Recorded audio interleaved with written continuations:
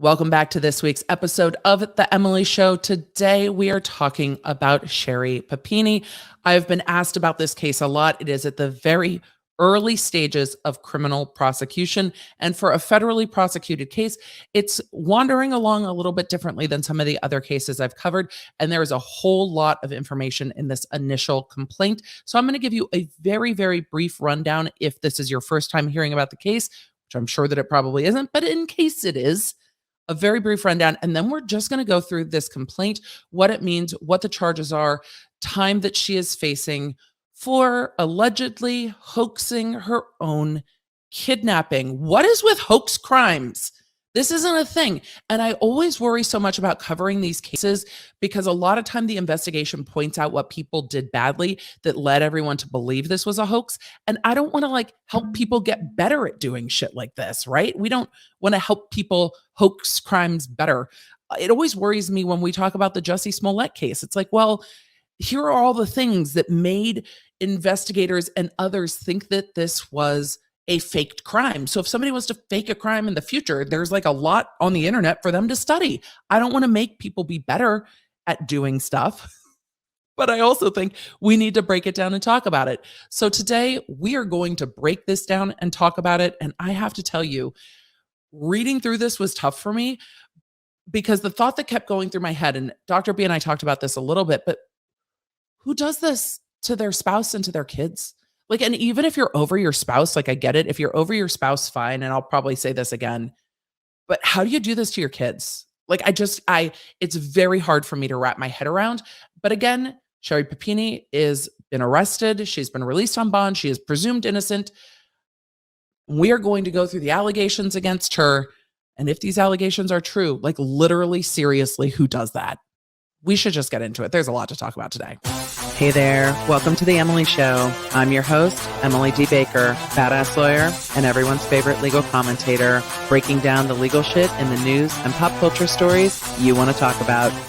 I've been a licensed attorney for over 15 years. I'm a former prosecutor, and I'm a big fan of the cursey words. So let's break it down.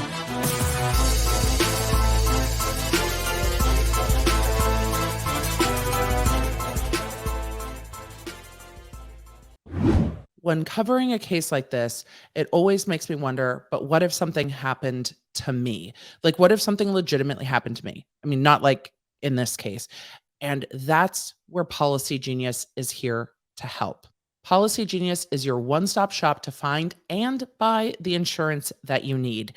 You can click on the link in the description or head to policygenius.com/Leonard and answer a few simple questions. In minutes, you can compare personalized quotes from top insurance companies to find your lowest price. You could save 50% or more on life insurance by comparing quotes with Policy Genius. The team of licensed experts at Policy Genius will help you understand your options and apply for the policy you choose. The Policy Genius team works for you, not the insurance companies. You can trust them to offer unbiased help and to advocate for you at every step until you're covered. This takes the stress out of buying life insurance. Policy Genius doesn't add on extra fees. They don't sell your info to third parties. They have thousands of five-star reviews across Google and Trustpilot. And since 2014, Policy Genius has helped over 30 million people shop for insurance and placed over $120 billion in coverage. So just head to policygenius.com/Leonard to get your free life insurance quotes and see how much you could save. That's right, policygenius.com/Leonard. It's down in the description and in the show notes. Let me know if this takes some of the stress out of it for you, and thank you for sponsoring today's episode. If you haven't heard of the Sherri Papini case, she is from Redding, California, and went out for a run on November 2nd, 2016. Well, her husband was at work and her children were at daycare. When her husband returned home from work, she was not there. He did what anyone would do and went to Find My iPhone and started pinging her phone and was able to locate it some mile away from their home and went and saw her phone, her earbuds, the plug-in ones, and some hair on the ground and reported her missing to police. She was gone for 22 days before she was located some 145 miles away from her home in another county, and then spoke to police, and not a ton happened. And then everything happened. As Sherri Papini started talking to police, she said that she had been kidnapped by 2 Hispanic women, but that's not what law enforcement thinks happened. So at the time, there were questions online then about whether this kidnapping had happened, had not happened. Her family and her husband were very vocal about how horrible and disgusting it was that people were questioning what she had been through, especially given the condition that she was recovered in, which was not good. But we will talk about that more as we get into these allegations. And nothing really happened between 2017 and 2020. And then you start getting more of an investigation, FBI interviews and what have you. And then March 3rd, 2022, she is arrested and charged with making false statements and with mail fraud. This is a very thorough complaint that is pending preliminary hearing. That's a different process than we normally see cases go through when they are federal prosecutions. We often see a grand jury indict someone. That's not what happens here. This is more similar to a state prosecution because you can essentially prove that someone should stand trial in 2 different ways, either by a grand jury and an indictment or by a preliminary hearing. Right now, this case is set to go for preliminary hearing on April 29th, 2022, but that could get pushed back.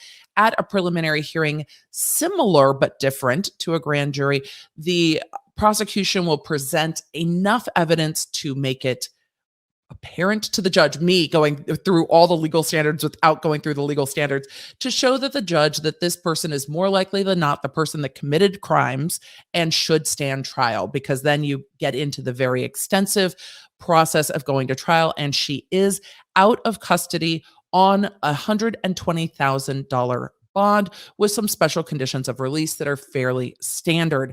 The biggest thing here really is that she was arrested and charged with making false statements with regard to her own, allegedly hoaxed kidnapping.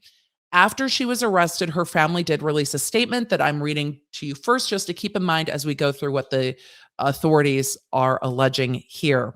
Her family's statement released and published in the SAC-B on March 4th, 2022 says, "We love Sherri and are appalled by the way in which law enforcement ambushed her this afternoon in a dramatic and unnecessary manner in front of her children." Asterisks, I have thoughts. If requested, Sherri would have fully complied and come to the police station as she has done multiple times before, where this could have been handled in a more appropriate way. Sherri and Keith have cooperated with law enforcement's requests, asterisks, despite repeated attempts to unnecessarily pit them against each other, empty threats to publicly embarrass them, and other conduct that was less than professional. We are confused by several aspects of the charges and hope to get clarification in the coming days. So that is the statement released through a PR firm that has been hired by her seeming extended family, but it looks like her husband and she have also hired a PR firm. And I'm not going to shade somebody for crisis PR, because it would be totally hypocritical for me to be like, Erica Girardi, maybe PR people, and then to look at the Papinis and not go, maybe PR people, but PR people. That's what this statement is. They are appalled that law enforcement did this in front of her children. Let's keep the children in mind. Let's think about her children while we go through what she's alleged to have done in this complaint, because woof, is this something else. And for those of you that are on the YouTube video, you get to see it. For those of you audio only, I will try to make clear when I am reading directly from the criminal complaint, and when I am interjecting, I will do my best. But hey, if you haven't checked out the YouTube things, just come over and check out the YouTube things. We just hit 200,000 over there. It's been very exciting. It's been very fun. So if you normally listen, also come check out the YouTube things once in a while. We're nice. The law nerds are a lot of fun. We have a good time. But I digress. Page 1 of the previously sealed, now unsealed U.S. District Court for the Eastern District of California in the United States of America versus Sherri Papini criminal complaint. The complaint in this case state that the following is true to the best of my knowledge and belief on or about the dates of August 7th, 2017 and August 13th, 2020. Those are two separate dates. August 7th, 2017 and August 13th, 2020 in the county of Shasta in the Eastern District of California. The defendant violated Code Section 18 USC 1001A2 and 18 USC 1341.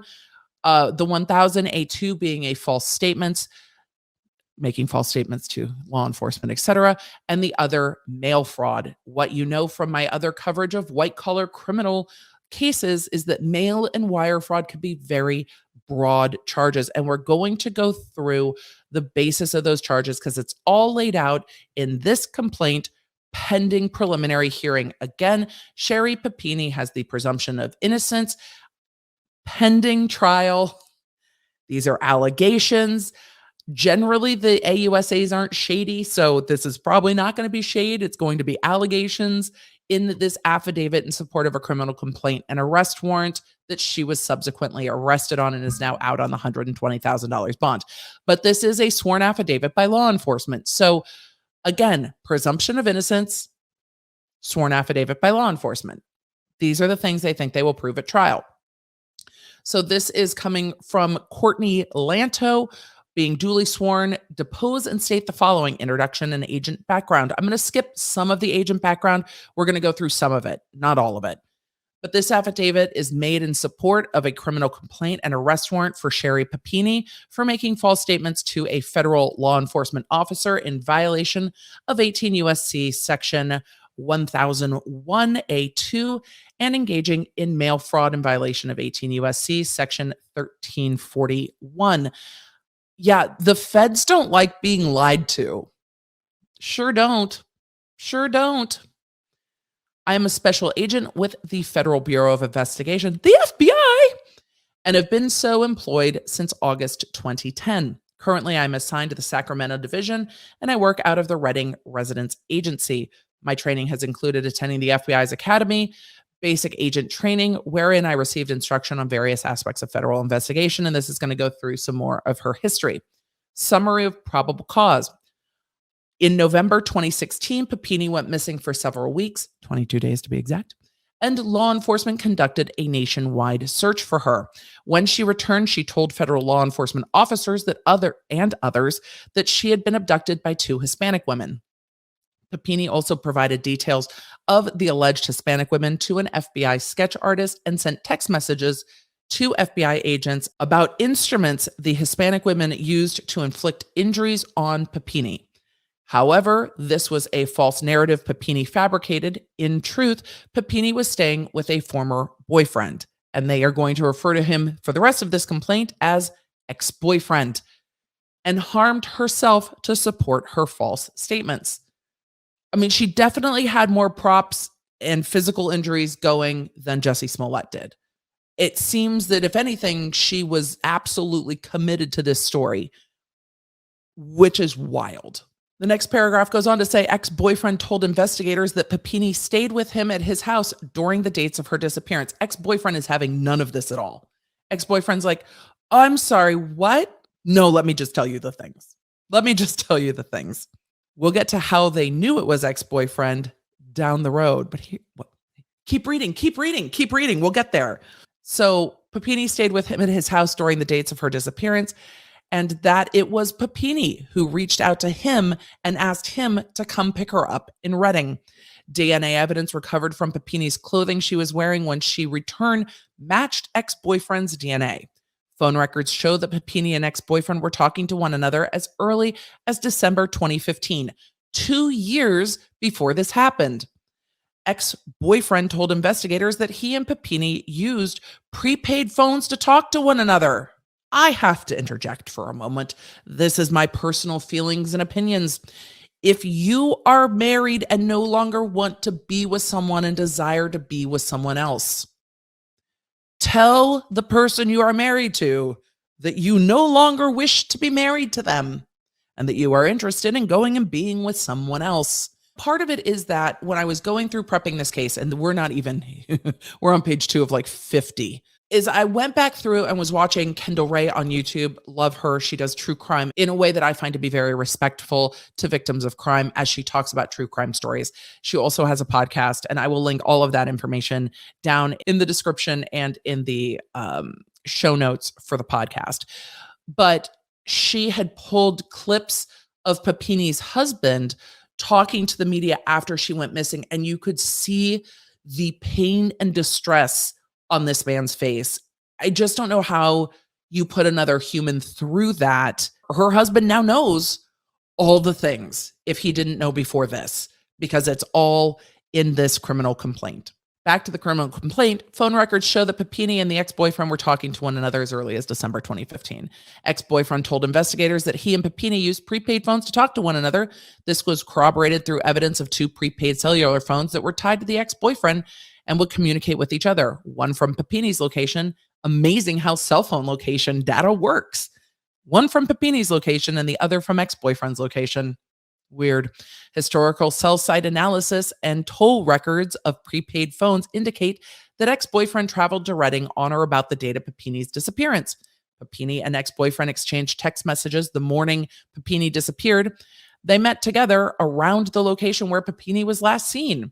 And Papini and ex-boyfriend traveled to Southern California together. Ex-boyfriend's cousin told investigators that cousin saw Papini in ex-boyfriend's apartment on 2 different occasions, both times unrestrained. Oh, as if she wasn't kidnapped at all. Ex-boyfriend also told investigators that approximately 3 weeks later, he had a friend rent a car for him, and then ex-boyfriend drove Papini back to Northern California, which was corroborated by car rental records and the odometer reading on the rental car. At least for ex-boyfriend, this evidence points to him not participating. His story's corroborated. It seems like he's cooperated with the feds, and he's like, yo. When Papini was interviewed by a federal agent in August 2020, she was warned that it is a crime to lie to federal agents. Yeah, I imagine they were already looking at her with sus faces by the time that 2020 rolled around. So they warned her that it was a crime to lie to federal agents and confirmed with evidence that she was not abducted, but instead arranged to have, they confronted her with evidence that she was not abducted, but instead arranged to have her ex-boyfriend pick her up and take her to his home. Papini did not retract her kidnapping story. So look, the feds were like, yo, heads up.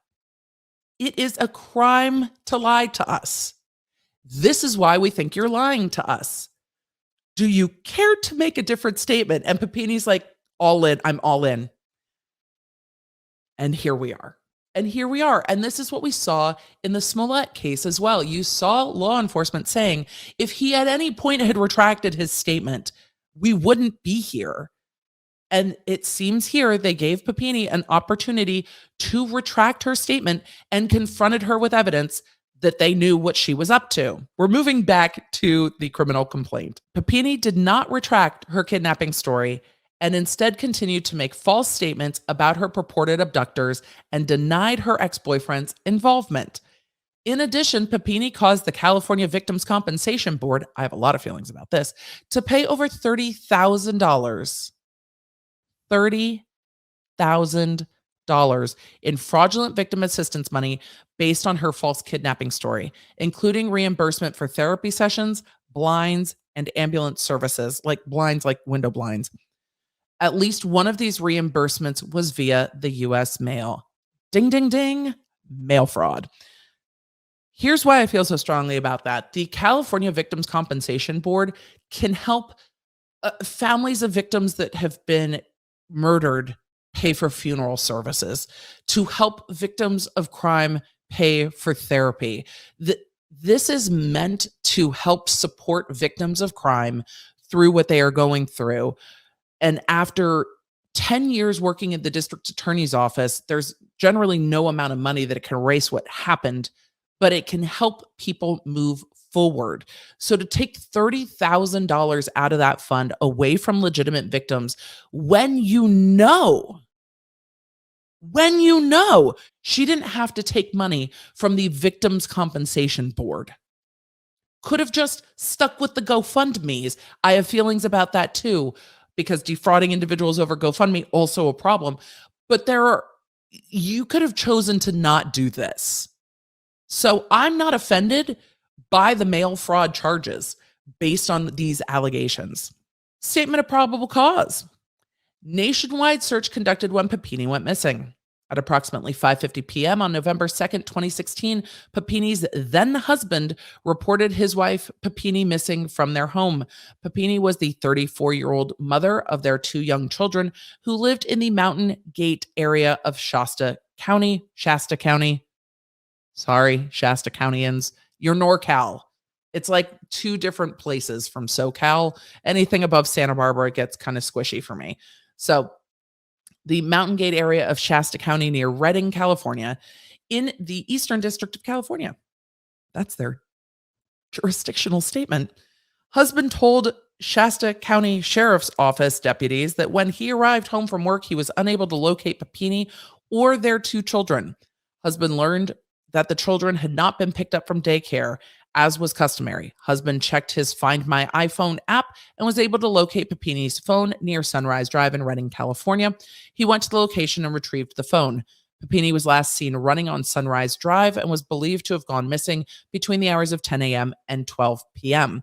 The SCSO requested FBI assistance in the investigation into Papini's disappearance. Extensive searches were conducted for Papini all over Shasta County.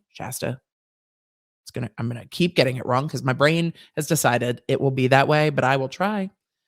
As well as in several states as the investigation gained worldwide attention. It sure did. Hundreds of tips were submitted to the SCSO and the FBI. Numerous items of potential evidence were collected from various searches, with none of them leading to Papini's whereabouts. Immediately upon Papini's disappearance, law enforcement scoured the area where Papini appeared to have gone missing. Husband showed the sheriff's detectives where he found Papini's cell phone and earbuds with blonde hairs entangled in them at the south corner of Sunrise Drive and Old Oregon Trail, about 2 feet off the road.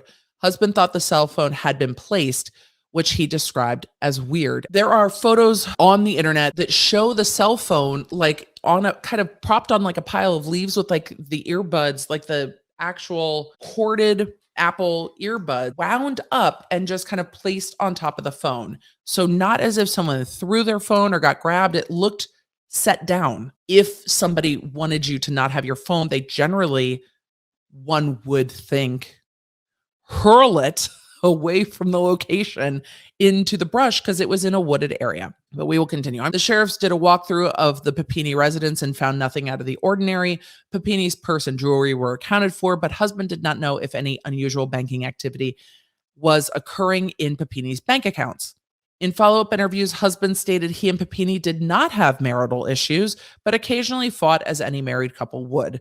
Well, he thought they didn't have marital problems, but apparently she had a prepaid phone and was texting her ex. The last fight they had was in October 2016 over a messy room. Husband stated Papini could get loud when she was angry and knew how to push husband's buttons. An analysis of Papini's cell phone found 2 phone numbers stored under women's names that actually belonged to men. That's interesting. Man 1 and Man 2.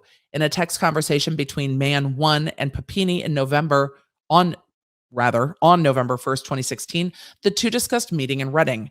Additionally, travel records showed Man 1 traveled to San Francisco on October 28th, 2016, and flew back to Michigan on November 2nd, 2016, the day of Papini's disappearance. Investigators traveled out of state to interview Man 1 and look for Papini. Papini was not located, and Man 1 told investigators that Papini and Man 1 met in approximately 2011 when Papini was out of town for work. The 2 spent the weekend together and continued to exchange flirtatious text messages throughout the years. Lovely.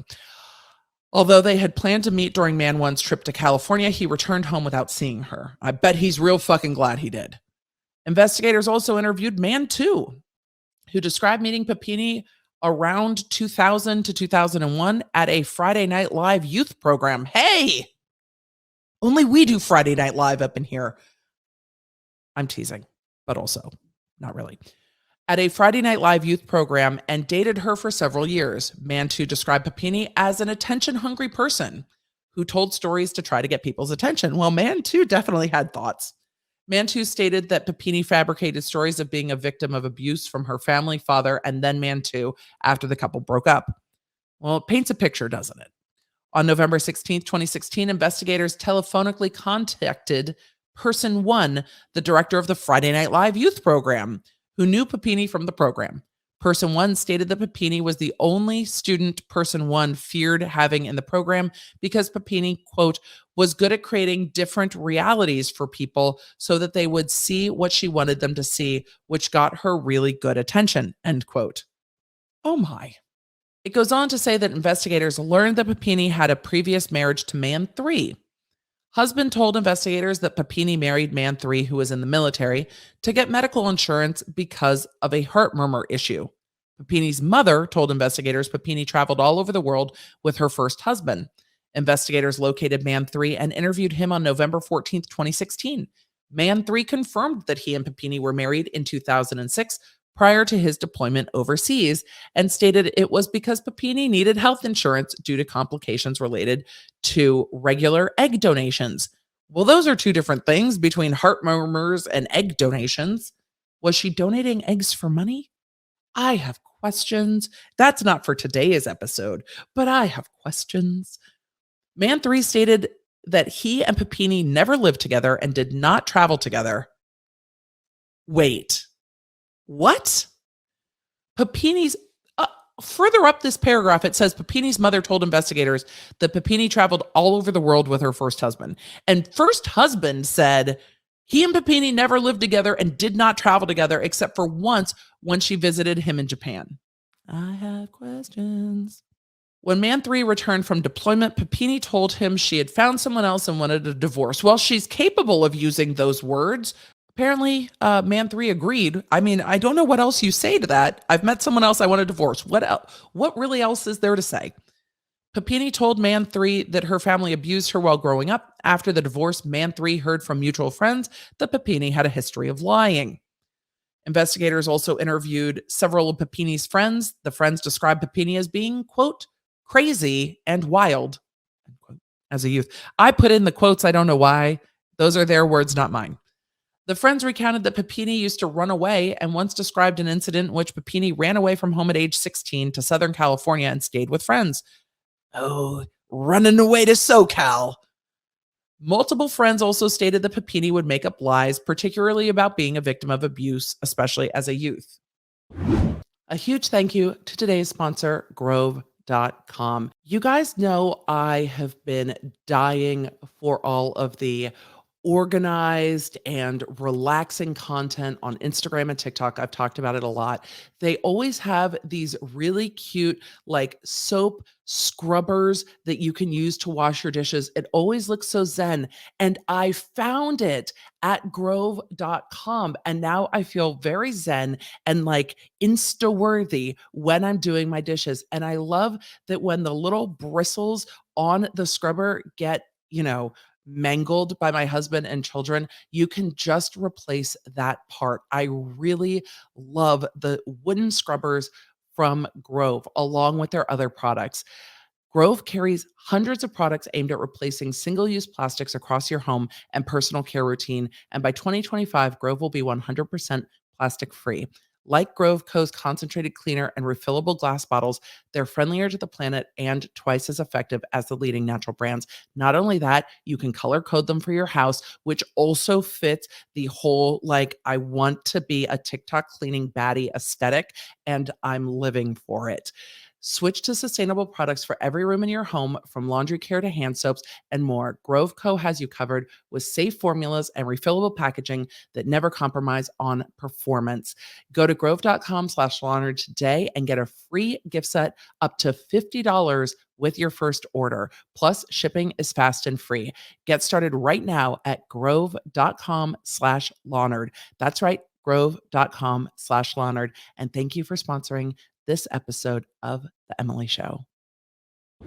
When you lie about things like this, it is tremendously dangerous. And I wonder if this history, knowing how this would play in front of a jury, is part of why they decided to bring charges here. It seems the way they are laying this out is as if they believe that this is the pinnacle of a culmination of lying about being a victim to then faking being a victim, and the money spent and the $30,000 from the victims fund. If maybe the belief is that if this behavior is not stopped, she actually is dangerous and at risk to do this again. More money, more lies, more national manhunts, and potentially people getting arrested who shouldn't be, which is, dangerous in and of itself. Papini discovered on Thanksgiving morning 2016. On November 24th, 2016, at approximately 4:30 a.m., the CHP, California Highway Patrol, responded to several 911 calls made regarding a woman subsequently identified as Papini, standing or running on the middle of I-5, a large freeway in California. These included a truck driver who had stopped for Papini and then called 911 to report the incident. A CHP officer found Papini with the truck driver along I-5 near Woodland, California in Yolo County. It's always hard to say Yolo County without being like, YOLO. I think You Only Live Once kind of ruined Yolo County for me, but I digress. Yolo County is approximately 146 miles south of the location of her disappearance. Papini had a chain around her waist that one arm was bound to, with additional bindings around her other wrist and each ankle. Papini was transported to Woodland Hospital, where she underwent several physical examinations. She appeared to have lost a considerable amount of weight, and her long blonde hair had been cut much shorter. She had been branded on her right shoulder, although the exact content of the brand was indistinguishable. Papini's nose was swollen, and she had bruises on her face, rashes on her left arm, and left upper inner thigh, as well as other parts of her body. It goes on to say that she had ligature marks on her wrists and ankles, burns on her left forearm, and bruising on her pelvis and the front of both legs. Toxicology results did not show any significant trace of narcotics in Papini's system at the time of her return, and a physical exam did not show evidence of SA, which has been modified for the YouTubes.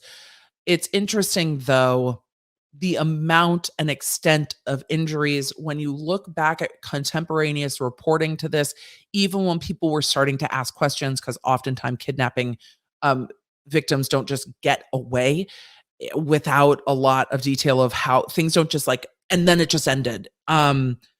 But the amount of injuries is one of the things when people were very critical of the questioning of Papini's story and what happened here. People were like, but she's so injured.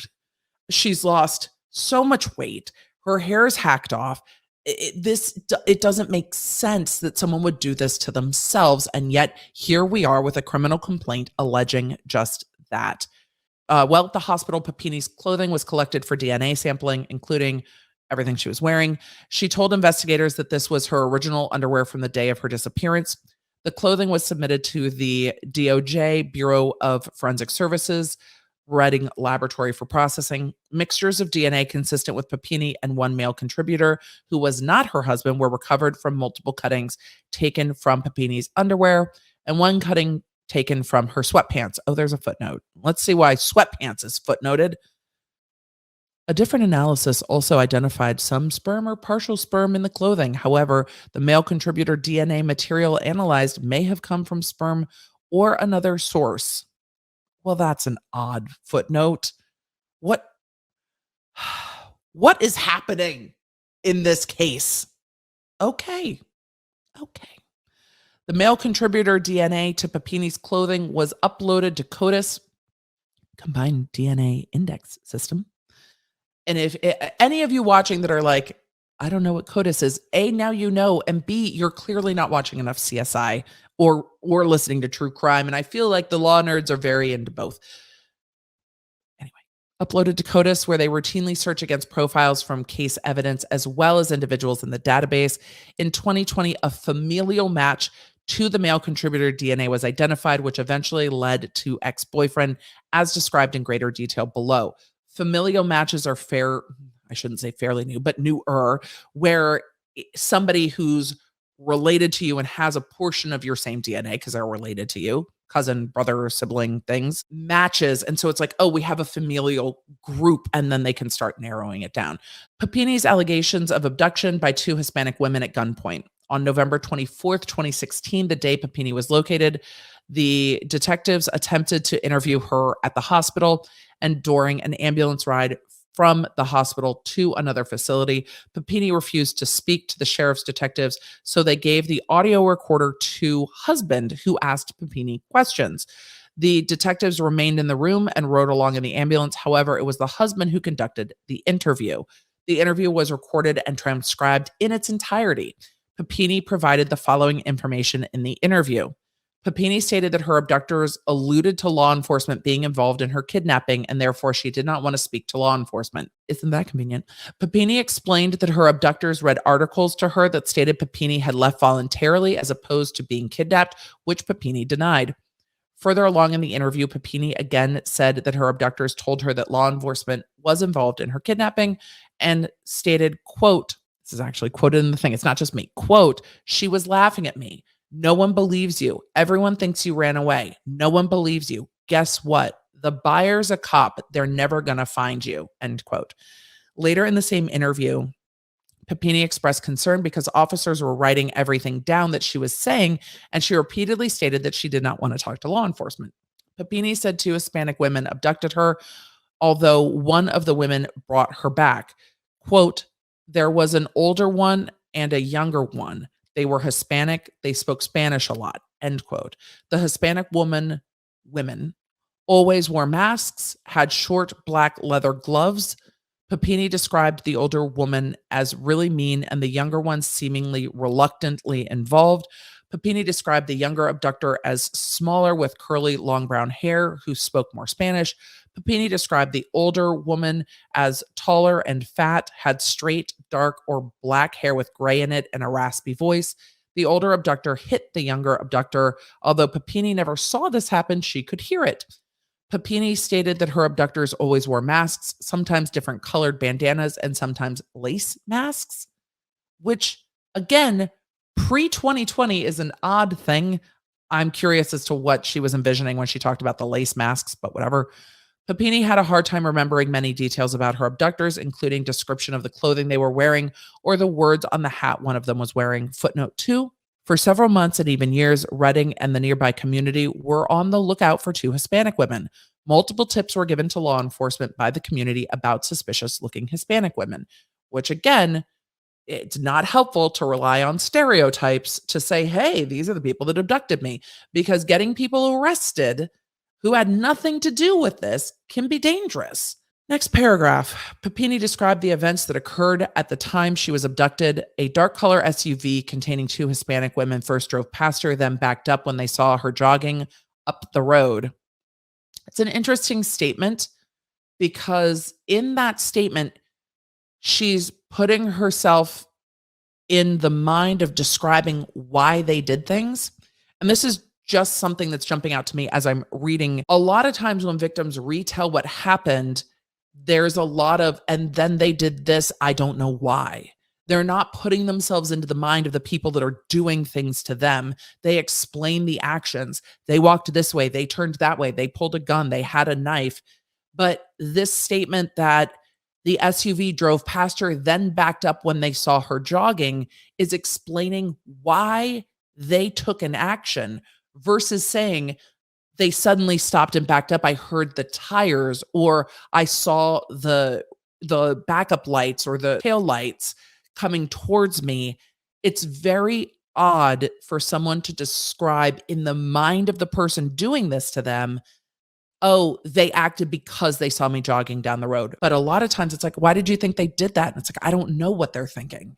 This is what they did. So that's a very, very odd statement to me because she's explaining their actions because she is thinking of what they would do because she is making up this story as it's alleged here. It says one of the women had on sunglasses and Papini believed she said, "Can you help me?" Papini walked towards the woman who opened the door of the vehicle to show Papini she had a gun, which Papini described as a little revolver. The woman told Papini to put her phone down. Papini recalled the woman said something to the effect of, "We don't want to kill you." Papini put her phone down and got in the SUV. Well, at least she described why the phone was placed down. Papini described the SUV as having tinted windows and either no seats or one seat on the far side and a hump that went up. Footnote 3, investigators, including the FBI and SCSO, searched for vehicles that matched Papini's description. Any vehicles that were presented to Papini as examples of the possible SUV used in her abduction never quite matched what she recalled as having been the SUV driven by the two Hispanic women. End of footnote. Papini said that she did not see where the woman took her because they wrapped something over her face. Husband asked Papini if the kidnappers put a bag over her head right away. Papini responded, "I don't remember. I don't know. I think she may have tased me." What? The next thing I remember is all my clothes were gone. It goes on to say, although Papini tried to stay awake during the drive, she kept falling asleep. Husband tried to get Papini to describe the road trip after she was abducted. He asked her how long the trip took, whether she felt changes in altitude, what she could describe about the vehicle she was in. Papini responded, "I don't remember a lot. I'm missing time. The car smelled really bad, like sewage. She struck me with something. I kept falling asleep." End quote. Papini said that the older abductor liked to hit her and the younger one would yell at her in Spanish. Papini described how she tried to manipulate her abductors to give her more information about why she was abducted, including offering to clean and cook for them. However, anytime the younger abductor spoke to Papini, the older woman hit her. Papini said the women put her in a closet with a bucket of kitty litter in it for her to use as a toilet. She described the closet as containing shelves and a metal pole to which the women hooked a cable and chain to, with the other end of the chain hooked around her waist. There was enough length on it for Papini to reach the bed. What bed? The bed in the closet? But she could not reach the door. The chain was unmovable because it was bolted to the ceiling, but she just said that it was hooked around a pole. Papini described how when she did not listen to the women, they would lock her in the closet. Papini stated that there were boards on the windows of the room she was kept in. She provided additional descriptions of her captivity location and her abductors. Quote, "They would play music loudly." This is her words, that really annoying Mexican music. And they would watch TV. There was a fireplace. I could smell it. I could hear that sound. You know, when you move the handle to open the fireplace, it made like a creaky sound and it was cold. It was always cold. And it seemed like it rained almost every night. End quote. Husband asked Papini if she ever heard anything distinct that might lead investigators to her abductors. And she answered, "I heard birds." Quote, "I heard birds. I never heard anything else. They put the stereo right outside my door and played it super loud." Papini described how her location was always cold and that her abductors would take her blankets away if she made noise. End quote. Footnote 4 says, based on all the descriptors Papini provided, investigators believe that she had been held in a mountainous location and focused efforts in areas with higher altitudes. It goes on to say Papini told husband that there was no SA while she was in captivity. Papini said her abductors fed her once a day, maybe rice or tortillas, and sometimes apples. However, if Papini behaved, her abductors gave her additional food. Papini stated that many times her abductors gave her cream of wheat to eat and described how everything tasted horrible and was quote unquote crap or quote unquote leftover crap. Papini was also given a bottle of water. To give her meals, her abductors, quote, opened the door, put it in there, and slammed the door, end quote. Footnote 5 says Papini had lost a significant amount of weight by the time she returned, which is interesting because she was gone for 22 days, allegedly of her own volition and spending time with someone else. Was this all part of the reentry plan that she was going to lose this weight to make it look like she had been abducted? I mean, it's, again, wild. It goes on to say when Papini disappeared, she was wearing jogging clothes. When she returned, she was wearing gray sweatpants, a gray sweatshirt, and her original underwear. During the interview, Papini could not explain what happened to her original clothes. Papini said she fell asleep during a car ride after she was abducted and woke up in a room with different clothes on with no recollection of how her clothes came to be changed. Papini stated, quote, "I didn't have any clothes. All I had left was my underwear, which she let me wash when I took a shower," end quote. Papini also stated that her abductors cut her hair and put an adult diaper on her. Footnote 6, which says in all of her subsequent interviews, Papini never again mentioned being put in an adult diaper. Interesting. Papini also stated that she was branded for the first time after she tried to escape. Quote, "I tried to get out the first time and that's when she branded me," end quote. Papini described how her abductors brought a table in, hit her back, and tied her to the table. When they branded Papini, her skin made, quote, a sizzling popping sound, end quote, and it was very painful. Later in this same interview, Papini said her abductors told her that her buyer wanted Papini branded because that was what he liked.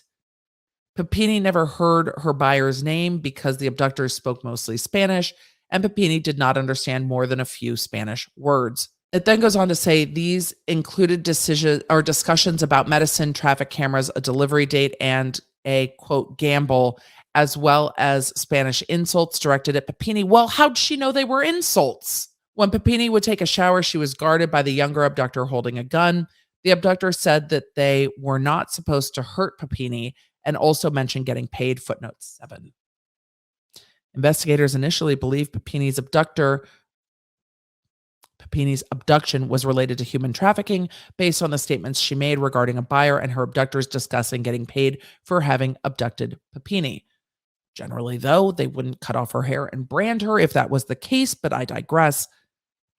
It goes on to say Papini could not remember much of the day she was returned. She heard the two women arguing in Spanish. Papini believed the younger abductor was saying that Papini needed medicine. How does she know? How does she know? She says earlier in the interviews she only speaks a few words of Spanish. So how does she know what they're talking about? Unless she's deciding what the conversation is. Just a thought. It goes on to say Papini heard what she believed was a gunshot and then said she could hear the younger one leave. Papini said the younger abductor was gone for a long time and Papini was left alone in the house. How did she know the other one was gone? Papini stated that she screamed and screamed until she fell asleep. Papini explained, quote, I listened so carefully, but it was all Spanish. I heard the word gambling, end quote. Papini was asleep when the younger abductor came to get her and leave. It, quote, happened really fast, end quote. And then Papini was in the car. Papini believed a pillowcase was put over her head at some point, but did not recall when or how. It then goes on to say Papini said she tried to stay awake during the drive, but it was hard for her to stay awake and she kept falling asleep. Papini's abductor stopped the car and told Papini to, quote, get out, end quote. Papini explained that when the younger abductor dropped her off, she, quote, clipped something, end quote, off Papini's arm that allowed Papini to move her arm. Then the abductor, sped off. Papini's abductor was already far away by the time Papini was able to pull the pillowcase off her head. Papini stated that she ran to a church and banged on the door, but nobody was there. This part, there's video of that's since been released, and that's accurate. Papini then ran to the freeway where she tried to flag down motorists. Eventually, a truck stopped for Papini and assisted her until CHP arrived. Also true. On November 28th and 29th, 2016, the detectives interviewed Papini at her residence and the residence of a family member. These interviews were recorded and transcribed in their entirety.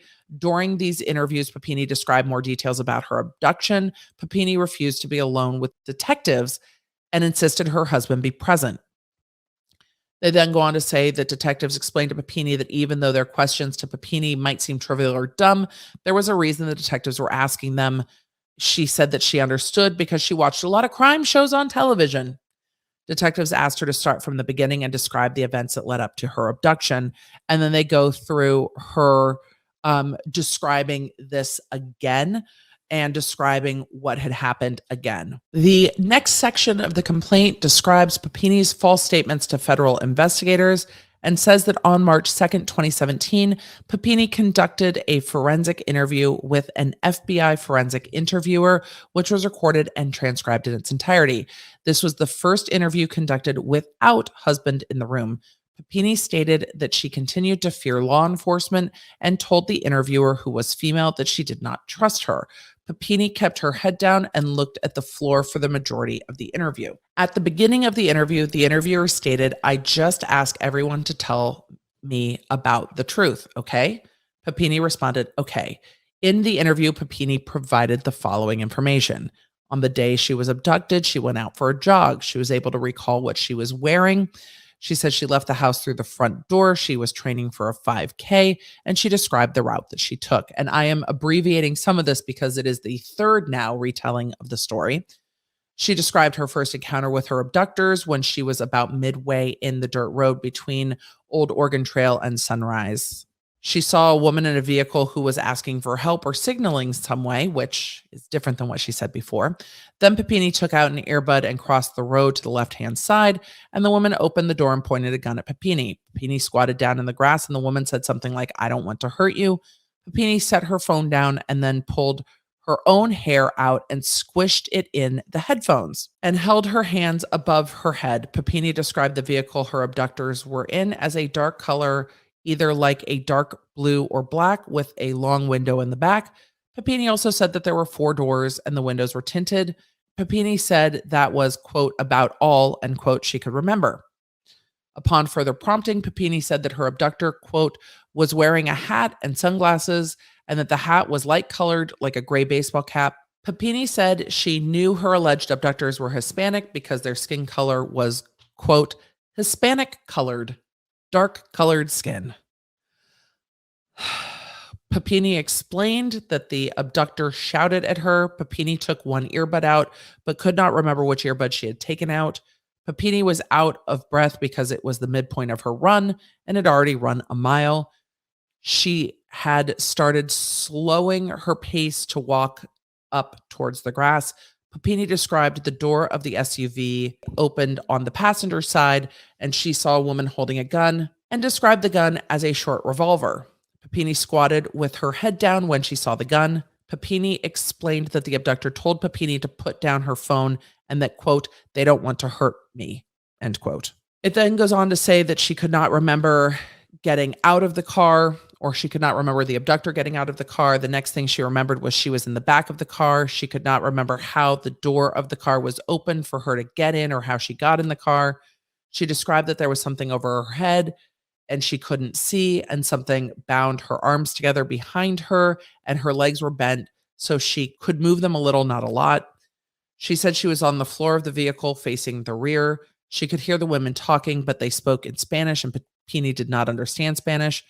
The interviewer asked Papini to tell her what the abductors were saying, and Papini responded, "It's not English, it's Spanish. I don't speak Spanish," end quote. The interviewer asked Papini what was the tone of the voices. Papini responded, quote, "I don't know. They speak really fast. I would just say it was a normal volume." Well, volume's not tone. And okay. We won't go into it more. It goes on to say that Papini could not see anything of the inside of the vehicle or out of the windows because she had something over her head. Interesting that she described it more in the first interview with her husband, but okay. It goes on to say that she kept falling asleep, quote, but it was like a yucky feeling kind of sleep, end quote. And the next thing she remembered was waking up in a room. And then it goes on to describe the room a little bit more, to describe that she was zip tied, to describe the clothing and that she didn't know what happened with her clothing. It then goes on to describe the 2 abductors again with a little bit more detail. And then it gets into more details about the investigation and says that on November 8th, 2017, Papini met with FBI agents to review a photo array, which is a photo mock-up of different people who could be the people. So it's, normally a 4x4 or a 5x5 or a 6x6 of people laid out with photographs on a grid of possible subjects. Papini did not positively identify any of the individuals in the photos, but did provide additional information. Papini further described the younger captor as having defined curls with a lot of product that sometimes looked quote unquote crunchy and rarely lost definition, as well as a wispy hairline. Papini found 3 pictures from the internet that looked similar to the young woman's hair and hairline and provided these photos to the agents. Papini stated that certain SUV models, Tahoes and Suburbans, made her stomach hurt and described the vehicle in which she was abducted as having a rear door that lifted like a hatchback or SUV. Husband showed agents photos of Papini's foot taken at the hospital the day she was found, which husband asserted showed a mark on the side of Papini's right foot, corroborating Papini's recollection regarding the fight she had with the younger captor in the bathroom. Papini stated that she stepped onto the edge of a tub and flung herself towards the younger captor. Papini scraped her foot on the bottom of the sink along the baseboard of the vanity. The scrape bled a little but was not dripping. Papini admitted that she exaggerated the incident in an earlier interview and apologized that she, quote unquote, pumped up the description. Papini stated she did not see the photo husband showed the agents before describing the injury to husband, which prompted husband to go back and look at the photos of Papini's injuries that he had received from the sheriffs. On March 16th, 2018, Papini contacted FBI agents and stated that during a session with her therapist, she recalled additional information, which for victims of crime is not uncommon. Papini came to believe the burns on her arms were made with heated up kitchen utensils, such as the quote unquote back end of a butter knife or spoon. Papini had silverware at home that matched the scars on her arms. It's odd. Papini was asked to provide pictures, but could not at the time as she and her husband were preparing to take a trip to a hunting cabin out by Plantina, California, where there would be no cell reception. It's like, oh, I'd love to help you with that investigation of my abduction and injury, but I cannot. Okay. On March 21st, 2018, Papini sent FBI agents a text with a photo of a spoon. In the text message, Papini stated, I don't recall seeing anything other than the shine, but now that we look closer, you can see the first spot she touched it to my skin when I jerked away, and that it appears to be drag marks, ? The second when I flinched, and the deep mark when she held my arm and pressed it in and held it there. On May 7th, 2018, husband contacted FBI agents and stated that during a therapy session, Papini remembered that one of the women holding Papini captive tried to pour a sticky substance down her mouth. Papini wiped her mouth off with her underwear, leaving a sticky substance on the underwear, and then fell asleep. FBI's discovery that Papini had actually been with a former boyfriend. It goes on to say on September 26, 2019, the detectives submitted a letter to the California Department of Justice, BFS, requesting a familial DNA search for the unknown male DNA contributor on Papini's underwear. On March 19th, 2020, the DOJ Familial Search Committee voted to release a familial search result to provide analytical assistance in an effort to identify the unknown male DNA. On March 19th, 2020, the DOJ Redding Laboratory received an email identifying person 2 as a potential relative of the unknown male DNA contributor identified in Papini's clothing. Person 2 had 2 living biological sons, one of whom was ex-boyfriend, so identified through father. An investigation into ex-boyfriend revealed that he was briefly associated with an address owned by Papini's parents. Additionally, the investigation revealed that ex-boyfriend and Papini were joint subscribers to an AOL email account. Wonderful. And also that ex-boyfriend and Papini had conducted historical financial transactions together. So there was a relation between the two of them. In July 2020, FBI special agents reviewed ex-boyfriend's brother's social media pages and identified a table similar in appearance to the table Papini described to law enforcement in August 2017 as the table her abductors strapped her to and branded her on. Well, it seems that she was using the things that around her for detail. What did the table look like? How do you just make up what a table looks like? Whoever would think that the FBI is scrolling ex-boyfriend's brother's social to find a picture of a table? And yet here we are.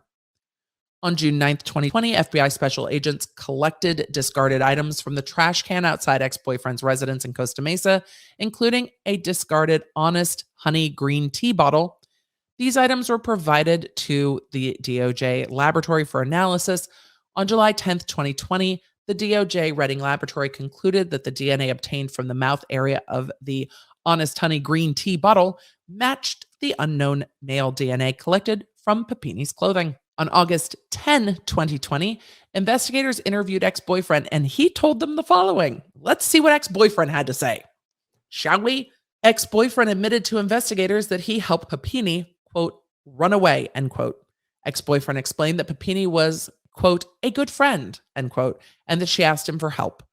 Papini told him that her husband was beating and R-wording her and she was trying to escape. Papini told ex-boyfriend that she had filed police reports, but the police were not doing anything to stop her husband's abuse. Footnote 15. The sheriffs did not have any domestic violence reports filed by Papini against husband. Ex-boyfriend said, quote, she had something planned up, end quote. and he was trying to help her get away from husband and be a good friend. Ex-boyfriend and Papini had known each other since they were 13 or 14 years old and had a long history together as friends. The two had also had a romantic relationship and had previously been engaged.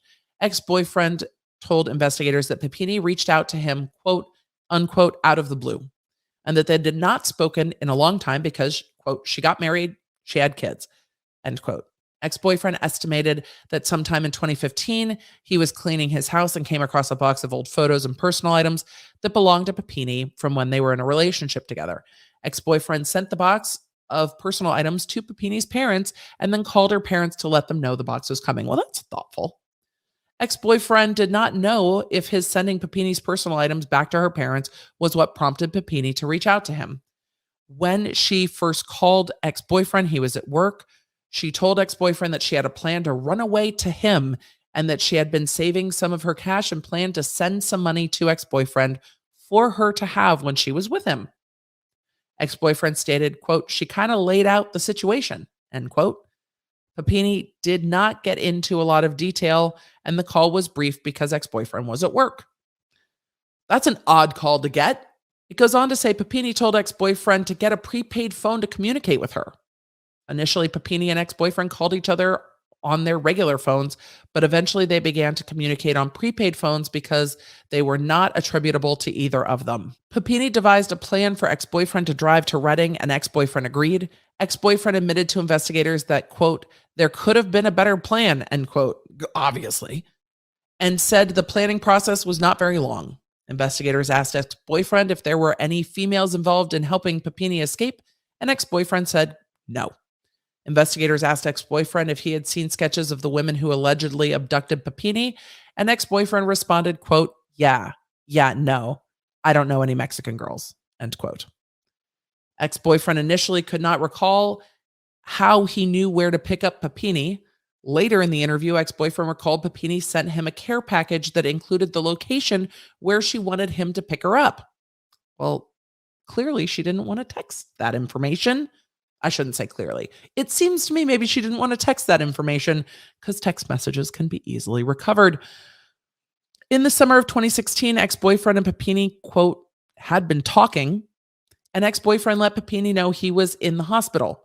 Papini sent a care package to ex-boyfriend's residence after he had been home from the hospital for a while. Included in the care package was a piece of paper with the location where Papini wanted ex-boyfriend to pick her up. Ex-boyfriend thought he must have Googled the location to get an idea of where to go. Ex-boyfriend asked a friend, person 3, to rent a car for him to use, but did not explain why he needed the car. On October 31st, 2016, person 3 rented a dark-colored Dodge Challenger for ex-boyfriend. Footnote 16.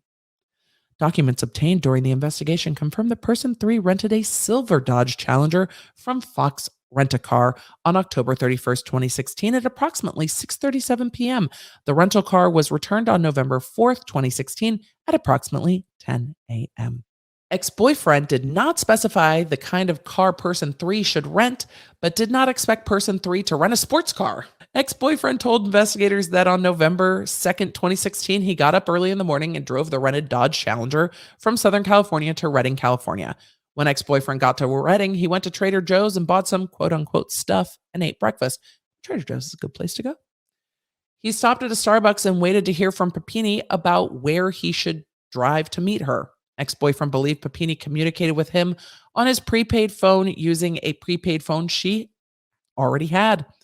Papini sent ex-boyfriend a text message detailing where she wanted him to pick her up. Ex-boyfriend recalled he picked Papini up on a street called Old Something, just outside of Reading. Footnote 17.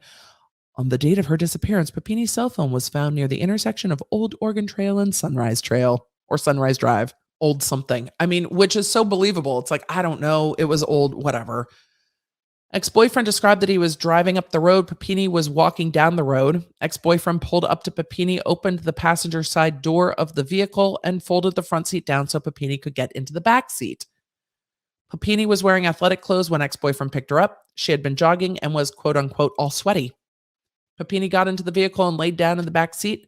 Ex-boyfriend drove straight back to Southern California, stopping only a few times for gas and coffee. What, did no one go to the bathroom? I have questions. I could never. Papini stayed in the back of the vehicle the entire length of the trip. Ex-boyfriend and Papini did not talk much during the drive back down to Costa Mesa, and he recalled that Papini was worried about her kids and was having a hard time with that, but otherwise the ride was fairly quiet.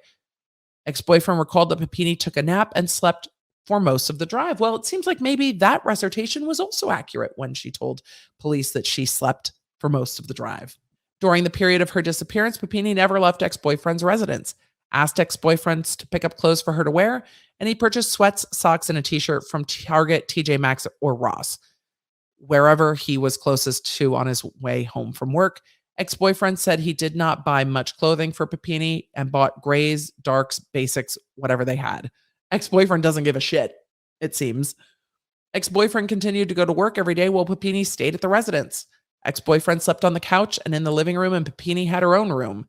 Ex-boyfriend lived in a 2-bedroom apartment, and Papini selected the room she wanted to stay in. Oh, okay. Ex-boyfriend believed she purposely selected the room with less exposure. Ex-boyfriend told investigators that it might sound bland, but they really just talked, quote unquote, hung out, ate food, and they did not go anywhere. Papini, well, there was a manhunt for her, so I understand that. Papini cleaned the house a couple of times and did whatever she thought she needed, and that, quote, she was feeling for herself, she was in her own thing, end quote. Papini, quote, had a lot of private time and just wanted to be in the room with the door shut, end quote. Ex-boyfriend was not there most of the time. The closet of the room ex-boyfriend described as Papini's room looked very similar to the closet Papini described in her previous interviews with law enforcement and included a pole as described by Papini. 18. Footnote. When Papini was interviewed on November 28, 2016, she stated, quote, the cable was affixed to a pole that went into the ceiling and described the pole as, quote, a big screw. This matched the pole in the closet of the room Papini stayed in at ex-boyfriend's residence. It then goes on to say, during their interview with ex-boyfriend, investigators asked him if Papini did anything with the window in the room she stayed in at his house. Ex-boyfriend told investigators there were boards over the window, quote, so she couldn't see. There was no light coming in. She wanted it to be dark, end quote. And footnote 19, saying, Papini described a window in the room where she was held captive in as having been covered with boards. She left out that she had asked them to be placed there, but it says that in his interview. Ex-boyfriend said he put the boards over the window because Papini asked him to and stated, quote, she asked me if there was a way to seal the window up, end quote.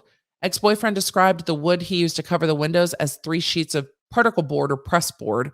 Ex-boyfriend showed investigators that there was no other reason to board up the window because no neighbors or people from the outside could see into the window. Papini stayed with ex-boyfriend for, quote, a couple days when she asked him to put boards over the windows. Ex-boyfriend believed Papini was purposely trying to lose weight while she was staying with him. Papini ate whatever ex-boyfriend bought, but would eat small portions. He stated she was not eating as much as she would. She would just minimize what she was eating. He stated that Papini made food for them to eat, but she would, for example, eat half a banana instead of a whole banana. Ex-boyfriend said Papini was already teeny, but she wanted to lose weight, and he did not question her on it. Investigators asked ex-boyfriend what happened to her hair. Ex-boyfriend told them that she, quote, chopped that. Ex-boyfriend came home from work one day and Papini had cut her hair. He could not remember what Papini did with the hair she cut off and did not know if she had thrown it in the trash. He also recalled that she cut her hair within a few days of coming to stay with him and believed the cutting of the hair was one of the first things she did while staying with him. Ex-boyfriend knew about the injuries Papini had when she was discovered and explained that Papini created the injuries while staying with him, including hitting herself to create bruises and burning herself on the arms. Ex-boyfriend said he helped her create some of the injuries, although he never laid his hands directly on her. For example, she told him, bank a puck off my leg. So he shot a puck off her leg lightly. Ex-boyfriend did not help Papini burn her arm and said, that was self-inflicted. I didn't burn anything on her arm there. Footnote 20, the details of Papini's injuries were not told to the public.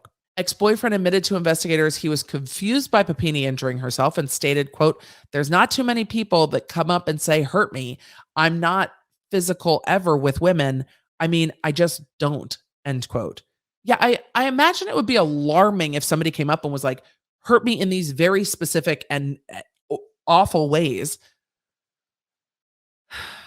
Papini did not start creating injuries on herself until close to the time she was deciding to leave and go back home. Ex-boyfriend believed Papini had intentionally planned to stay with him for a longer period of time. Sorry, had initially planned to stay with him for a longer period of time. Ex-boyfriend described to investigators how Papini asked him to brand her. Papini told ex-boyfriend to purchase a wood-burning tool from Hobby Lobby. The nearest Hobby Lobby was in Huntington Beach, which is one of the only ones in Southern California. So ex-boyfriend drove to Hobby Lobby in Huntington Beach and bought the tool. By this time, Papini was aware of the news stories about her disappearance and did not want people to see her. Ex-boyfriend clarified that he and Papini did not watch television because he did not have a television at the time, but Papini had a cell phone that she used to read the news. She did not go with ex-boyfriend to Hobby Lobby because she never left the house during the time she stayed with him, and he told investigators he used cash to purchase the wood-burning tool. He described the wood-burning tool as a small plug-in tool similar in size to an electric toothbrush. The letters snapped into the top of it, and the rod heated up like a soldering iron. Okay. Ex-boyfriend believed the letters were made of brass. When he returned with the wood-burning tool, he and Papini sat on the floor next to an electrical outlet so they could plug the tool in to the outlet.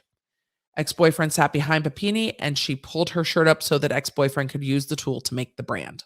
Papini told ex-boyfriend the phrase that she wanted burned onto her skin. Ex-boyfriend couldn't remember the phrase, but it had meaning to her. Ex-boyfriend recalled that he branded Papini's right shoulder using the wood-burning tool. Footnote 21. The details of the branding on Papini's right shoulder were not made known to the public. And the reason they keep making that clear in this affidavit is to verify the veracity of the ex-boyfriend's story. The ex-boyfriend knows details that are not publicly available that he could not have gleaned elsewhere. So that's why they keep adding footnotes in this affidavit saying these details, though we've talked about them now, these details were not available to the general public. It's why investigators don't release all of the information to the public, because you don't want someone just regurgitating what's publicly available. He's giving a level of detail that corroborates what had happened to her, explains what had happened to her, and wouldn't be information he would have in any other way. That's why they keep footnoting it in that way. Ex-boyfriend recalled it was Papini's right shoulder because he was left-handed, and he used his right hand to hold the right arm and rested his left hand on her back so as to hold the tool steady. Ex-boyfriend said he was nervous and wanted to hold steady while doing the brand because the tool was so hot it glowed red. Ex-boyfriend wanted to do a good job and make the brand straight, but he knew it must be painful and did not want to hold the hot brand on Papini's skin for too long. Ex-boyfriend was worried the branded area would get infected, but Papini never really complained about the pain. Ex-boyfriend believed he purchased some burn cream for Papini to use on the brand and burn wounds. When asked whether she took off her shirt for the branding, ex-boyfriend explained she did, but that she was not generally walking around naked, although he knew about her breast implants and that she was having issues with them. Again, confirming that he had more details than most people would. Ex-boyfriend recalled that Papini asked him to put the brand on her within the first week she was with him. Ex-boyfriend had wanted to keep the wood-burning tool, although he might use it to work on wood or something, but Papini told him to throw it away, and he did. Footnote 22. Ex-boyfriend later went with investigators to Hobby Lobby and showed them the type of tool he purchased and the lettering used with the tool. The lettering appeared to match the letters that were branded on Papini's right shoulder when she was discovered, further adding veracity to the ex-boyfriend's story that these things line up with what is known. Ex-boyfriend described how Papini got, quote, some type of rash at one point on her arms. Ex-boyfriend did not know what to do, so he went to the store and bought, quote, all the different creams for rashes. Papini had given him a list, and he, quote, just picked up whatever and grabbed extra ones, end quote. Papini wanted to scrub the stains out of ex-boyfriend's carpet and asked him to go to Walmart to buy cleaning supplies. Papini, quote, had been scrubbing the floor, end quote, and ended up having hives on her arms. Ex-boyfriend did not know what caused the rash or what she was allergic to, and believed Papini got the rash pretty early on when she was staying with him. He bought ointment for her to use, and Papini continued to have the rash the rest of the time she stayed with him. Ex-boyfriend explained that he and Papini had been in a previous romantic relationship that ended in 2006, and he said he wasn't sure of Papini's intentions during her stay with him, but he believed they might end up in a romantic relationship again.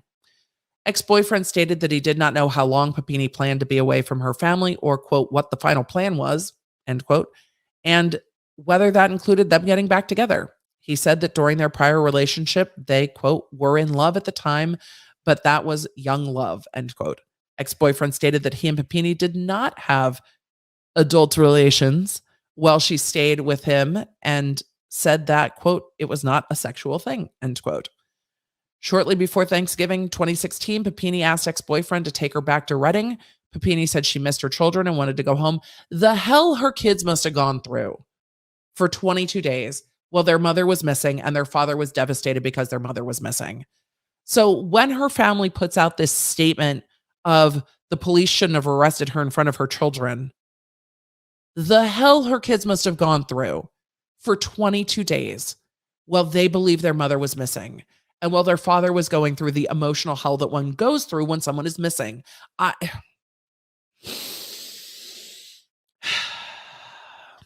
She told her ex-boyfriend, quote, I'm ready to go.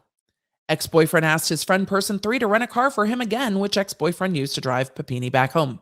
Ex-boyfriend believed he and Papini left late in the evening before Thanksgiving or very early in the morning on Thanksgiving Day and drove straight through without stopping towards Reading. Papini stayed in the backseat of the rental car the entire length of the trip. At this point, how is this dude not asking more questions? Like, he's driving back and forth to NorCal. He's buying all kinds of stuff. He's branding people and boarding up windows. Why aren't there more questions? Or is it just I thought we were going to get back together? I have so many more questions for the ex-boyfriend. Out of sheer curiosity of, seriously though, at what point were you like, this is all fucked? I'm out. But no, drove her back up to Reading. Ex-boyfriend said he did not drop Papini on the side of the I-5, but on a road off the freeway. Ex-boyfriend described the road as a country road alongside an orchard. The road was dark with no lights and, quote, was pretty barren in that area. Ex-boyfriend drove back to Orange County and attended Thanksgiving dinner at his aunt's house in San Pedro at approximately 11 a.m. or 12 p.m. How in the hell did he get, she was found at like 4 a.m. If he's getting back to San Pedro by 11 a.m., that's a lot of driving in Los Angeles. Through Los Angeles, there's not a ton of traffic on Thanksgiving Day, but that's a lot of driving. Anyway, I'm done soliloquying about the driving. Ex-boyfriend returned the rental car the next day. Footnote 23 says, documents obtained during the investigation confirmed that person 3 rented a white Mitsubishi Outlander from Enterprise Rent-A-Car on November 23rd, 2016 at approximately 8:02 a.m. The car was returned on November 25th, 2016 at approximately 7 o'clock a.m. The rental car had been driven approximately 927 miles during the period it was rented. This is just over the approximate road trip distance between ex-boyfriend's residence and Woodland, California, where Papini was found. So it all matches up. That's a lot of 927 miles. Ex-boyfriend said that Papini, quote, had stuff in a bag with her when they drove back to Reading. Papini used these items to bind her own wrists and ankles, including a chain that he likely purchased for her. Did he say likely purchased? She didn't leave the house. Where else did the chain come from? Oh, the Jussie Smollett of it all. Additionally, ex-boyfriend stated that Papini brought a prepaid phone with her, which she tossed out of the car as they drove back to Reading. Ex-boyfriend described the phone Papini brought with her as a black smartphone, such as an Apple iPhone or Samsung phone. Just yeeted it out the window. Before Papini left ex-boyfriend's residence, she bagged up anything that could be traced to her and threw the bag of her belongings in the dumpster outside of ex-boyfriend's residence. Ex-boyfriend told investigators that his cousin and the cousin's spouse knew Papini was staying with him. Ex-boyfriend told cousin that Papini was going to come stay with him before ex-boyfriend went to pick her up. One night when cousin had been drinking, cousin tried to come into ex-boyfriend's house through the back door, and ex-boyfriend had to remind cousin that Papini was there and that cousin could not come over. Ex-boyfriend stated that he told his mother that Papini was staying with him, but she did not know the details. Yeah, because the details are super fucked. Ex-boyfriend explained that his mother became concerned and called ex-boyfriend after she started to see the news stories about Papini's disappearance, as one would. Ex-boyfriend described himself as being, quote, rattled by his experience with Papini and was concerned about what his involvement with her meant for him. That's a natural response. At the time Papini was with him, he believed he was helping out a friend. It did not occur to him that he could get in trouble until he started seeing news stories regarding Papini's disappearance and her allegations that she had been kidnapped. Hmm. Ex-boyfriend stated, quote, once it hit like you see everything on the news, but then when it starts getting to the bigger, all right, we're dedicating 2020 to Papini's disappearance, end quote. Ex-boyfriend was surprised by the news stories and told investigators that at one point he thought to himself, quote, I'm not going to make any calls because it's like I'm turning myself in for nothing, end quote. Ex-boyfriend said he figured if the truth was discovered about Papini's disappearance, law enforcement would come to him and he would not fight it. And here we are. Ex-boyfriend did not know there were money rewards for Papini's return until, quote, long after Papini left. Investigators asked ex-boyfriend if he had spoken to Papini since driving her back to Reading, and ex-boyfriend stated, I haven't talked to her since then. This guy got dragged into a whole world of mess.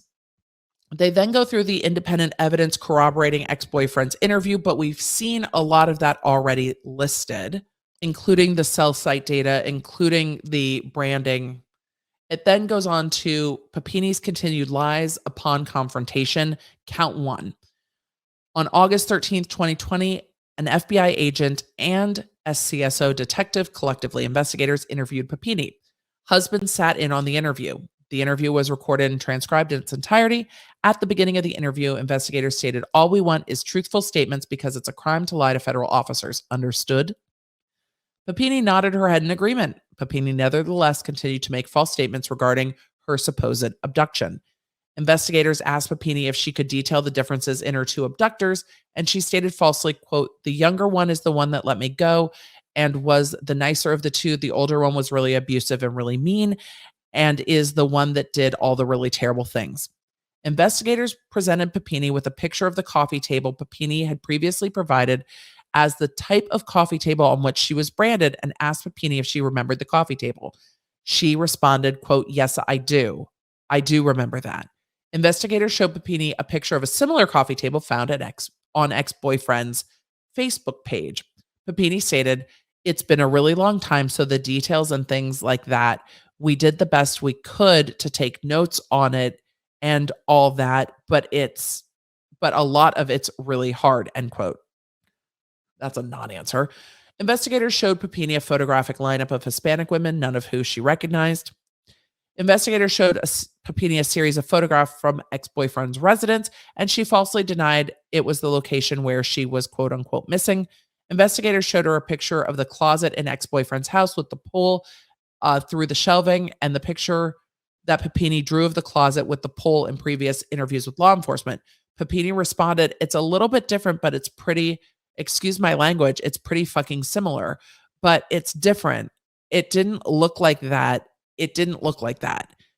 Investigators showed Papini a photograph of the window in the room ex-boyfriend described as Papini's room. Papini responded, quote, I feel like this wood paneling is too thick. I remember it going all the way up to the window. It's what I'm having trouble remembering, end quote. Investigators showed her a photograph of the bathroom at ex-boyfriend's residence, which matched the layout Papini previously described to law enforcement. And Papini responded, quote, I mean, this doesn't look like the bathroom to me, but the order is, yes, this is the type of order, but this is not what it looked like to me. There was tile in the tub. There was a crack, end quote. Investigators showed Papini a photograph of the tile in ex-boyfriend's bathroom where it was cracked. Papini stated, quote, I don't know, end quote. Investigators asked Papini if she remembered what she previously said about a screw she used to drill through the drywall in the closet while she was abducted, and Papini stated, I dug a hole into the wall and poked it into the wall. Investigators showed Papini a photograph of a hole in the closet of ex-boyfriend's house. Papini stated it was into drywall, but no. Investigators then explained that they were showing Papini the photographs of the house they had discovered she had been staying at, and they had spoken to the family that knew she was there. Papini responded, quote, oh my God, end quote. Investigators asked Papini if she wanted husband to stay in the room. After some thought, Papini asked if she and husband could talk, so investigators left the room. When investigators came back into the interview room, they asked Papini if she wanted husband in the room, but she would not answer, so investigators continued with the interview. and said, quote, "The only way to control things is for us to know." Papini replied, quote, "I know. I don't want you to find her. She's the reason that I got to see my children every day." Investigators respond, "We agree, but we're not going to find her." Papini stated, "I don't want to get her in trouble." Investigators then told Papini that the DNA evidence found on her clothing at the time of her reappearance belonged to ex-boyfriend and that Papini was not abducted, but had asked ex-boyfriend to pick her up. Papini responded, "No." When investigators asked if that's not what happened, what did happen, Papini answered, "I don't know. No, there is no way it's ex-boyfriend. There's no way. There's no way." End quote. Investigators asked Papini why she was saying it was not ex-boyfriend, and she replied, quote, "Because he loves me. We were friends. There's no way." End quote.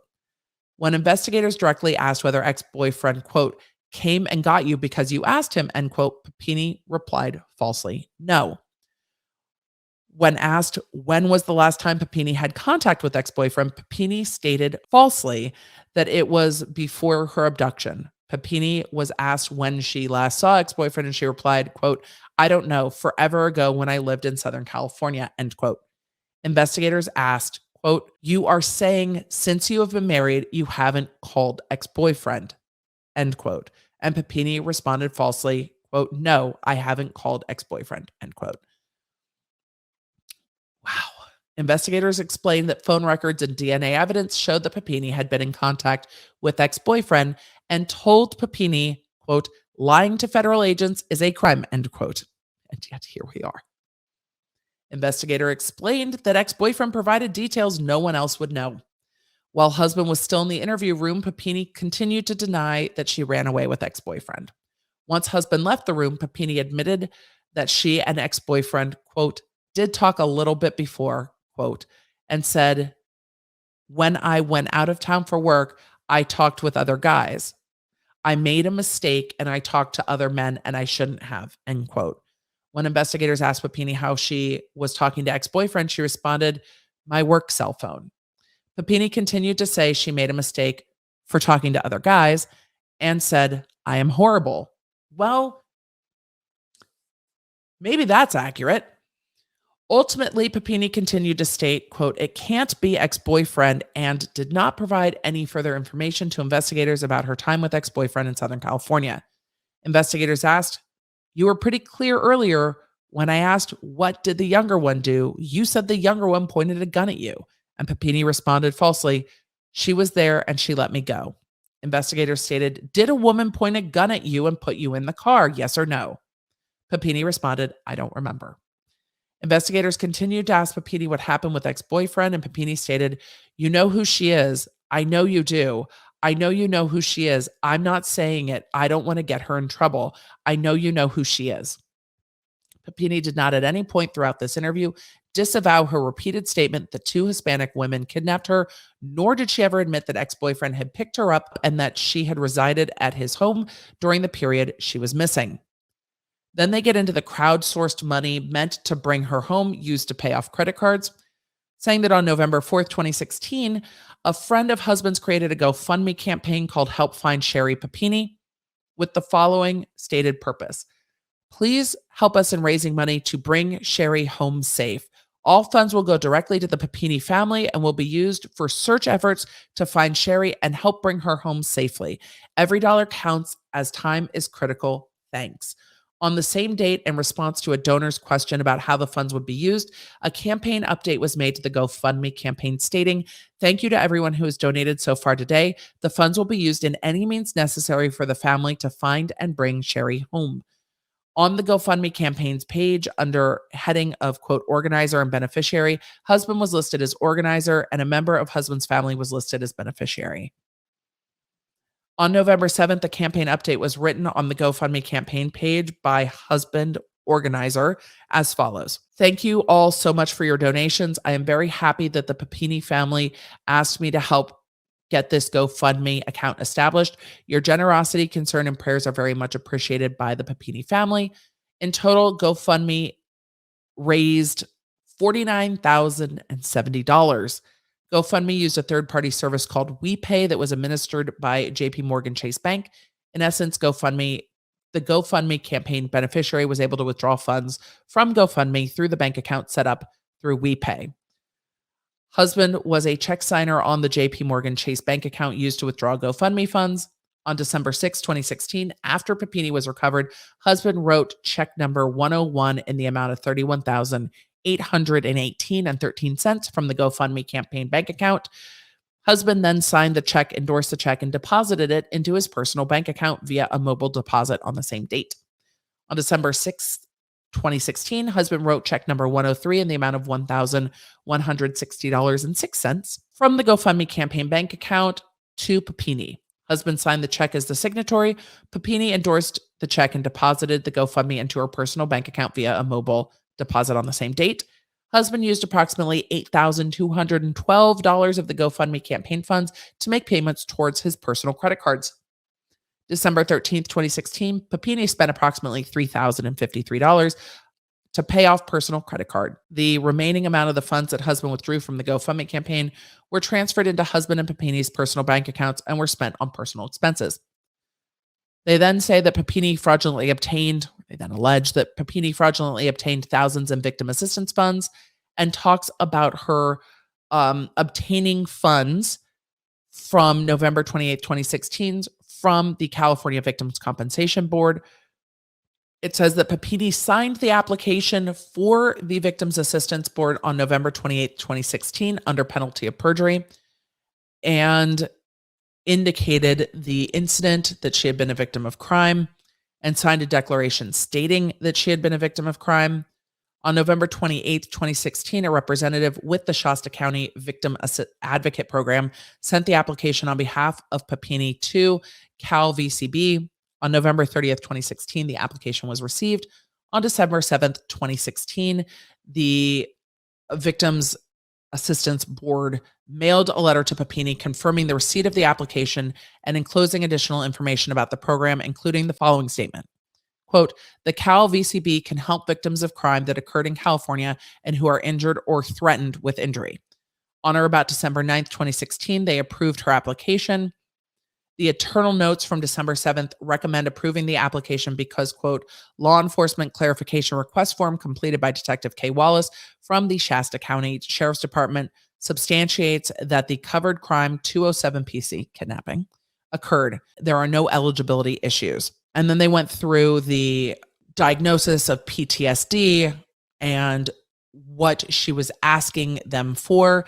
There is then a chart of the payments from 2017 to 2021, where Papini requested victim assistance funding and then caused approximately 35 payments totaling over $30,000 to be issued by mail, including to her therapist and the ambulance provider that transported her after her return on Thanksgiving Day 2016. And it lists out each payment in that time period with the amount that each payment is made in. For a lot of it's for PTSD therapy treatment. A lot of it's for therapy treatment. Mail fraud count 2, on or about the date listed above, Papini did knowingly cause to be deposited and did knowingly cause to be delivered a matter and thing to be sent and delivered by the U.S. mail according to the directions therein, as more specifically set forth below.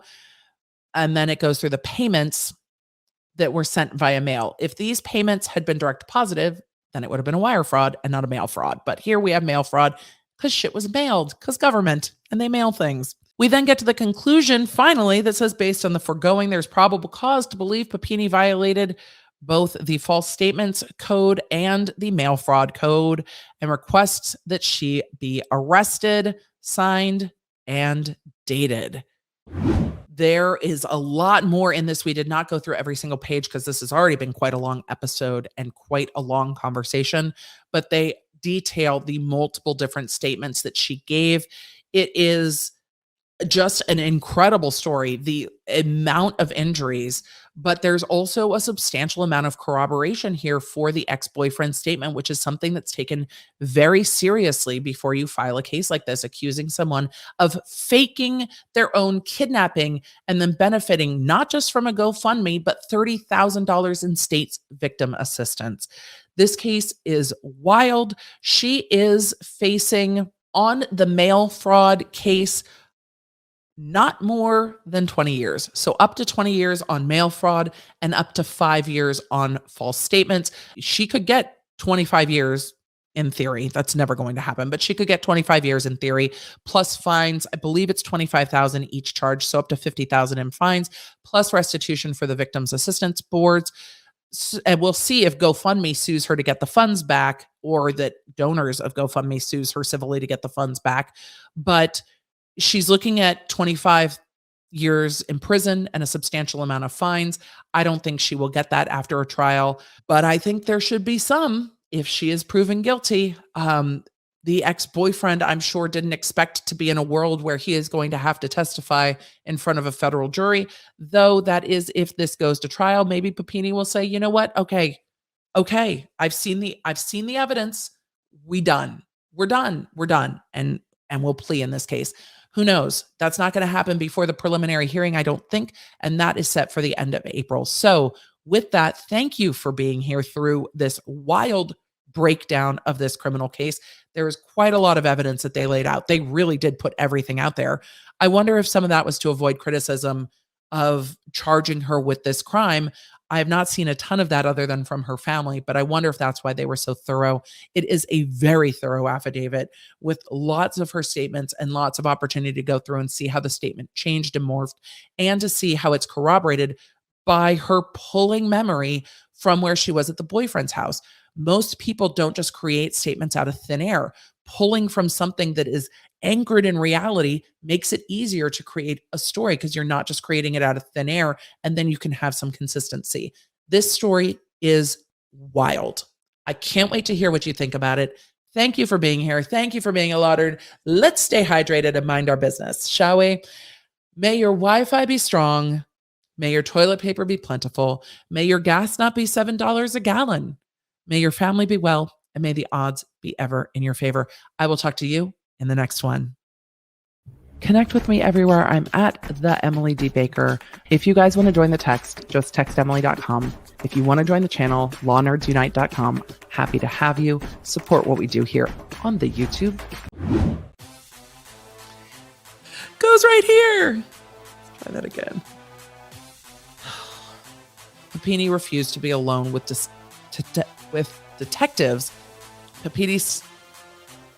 Papini stated that certain SUV models, Papini told ex-boyfriend to purchase.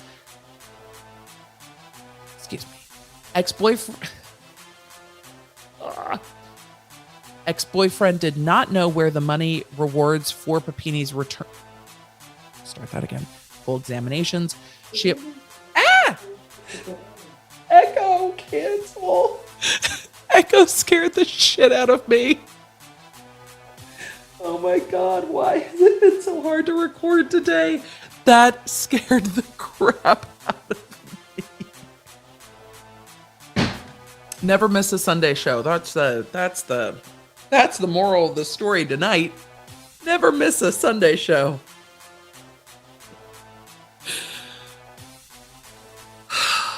I don't know where I left off.